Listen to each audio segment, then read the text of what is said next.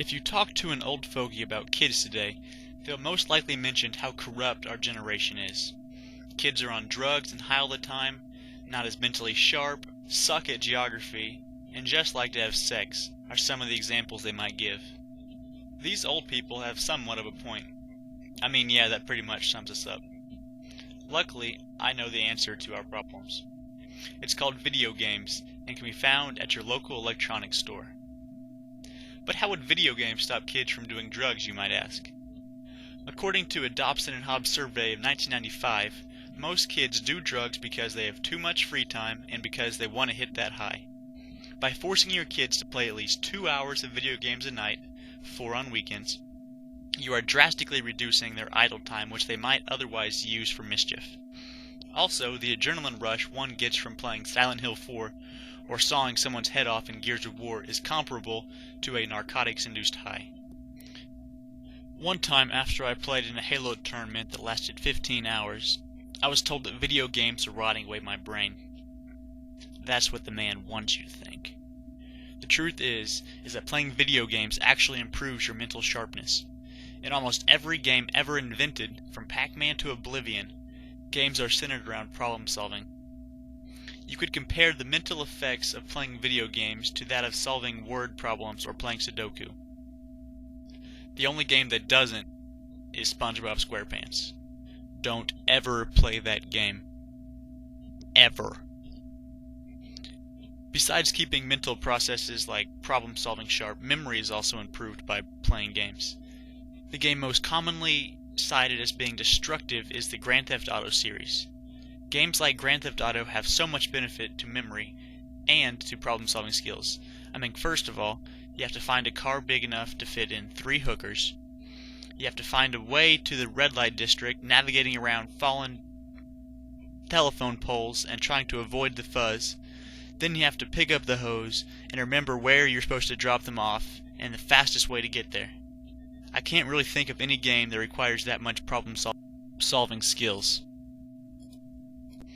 The next complaint by the fogies is that American kids suck at geography. This is very true. If only kids would stop studying so much and play more games, this wouldn't even be a problem.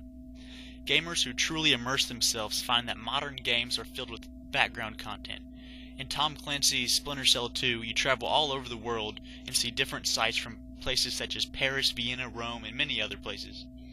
Even games as simple as Top Spin 2, a tennis game featuring Anna Kournikova, God bless Anna Kournikova, displays a world map and labels each individual country.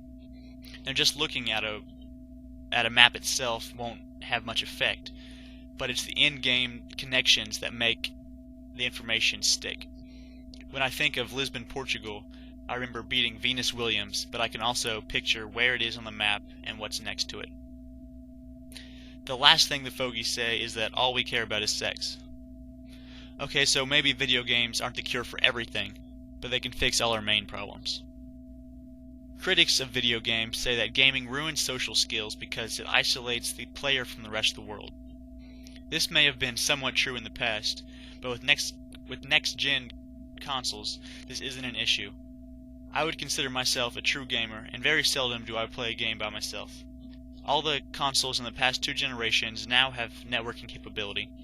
This means that when I go home, I can turn on my 360 and play a game, as well as chat and webcam with a friend anywhere in the world. On other grounds, games give people from all different backgrounds an icebreaker. I tutored middle school students last year, and the one thing that was sure to start a conversation with the whole room was how to beat a boss in Pokemon, or whatever game that they happened to be playing. On a side note, the 2 kids who would be identified as true gamers, as opposed to casual gamers, were by far the 2 smartest kids of the bunch. Other critics say that gamers don't get enough physical activity and tend not to do so well in athletic events. Games improved hand-eye coordination, which is essential to most sports. Also, sports games are offered on consoles and may in fact spark a child's interest in a particular sport.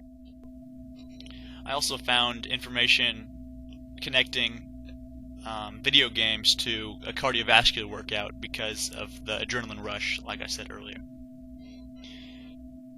Now, we all have seen the stereotypes of the pasty white gamer who hasn't seen the sun in 12 years. but this is not required.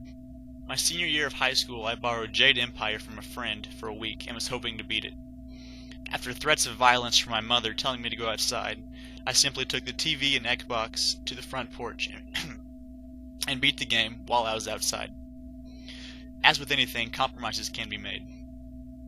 And in fact, far from the image of gamers you might expect, here is a picture of the spokesperson for the Wii.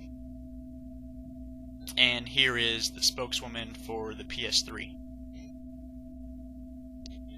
So pretty much, gaming makes you hot. When I told the class my topic a couple weeks ago, I was asked how playing video games could be better than reading a book.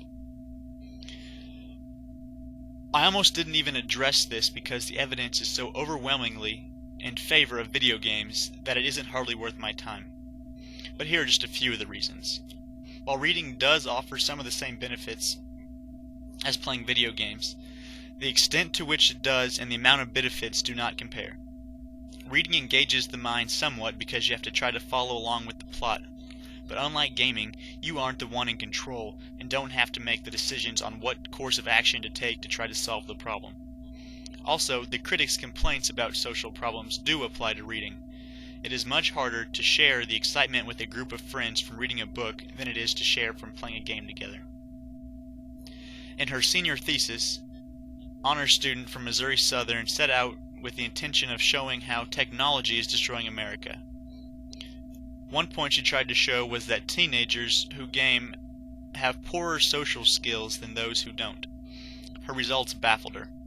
She found that those who game had slightly higher social skills than those who don't, and those who read a lot had the lowest.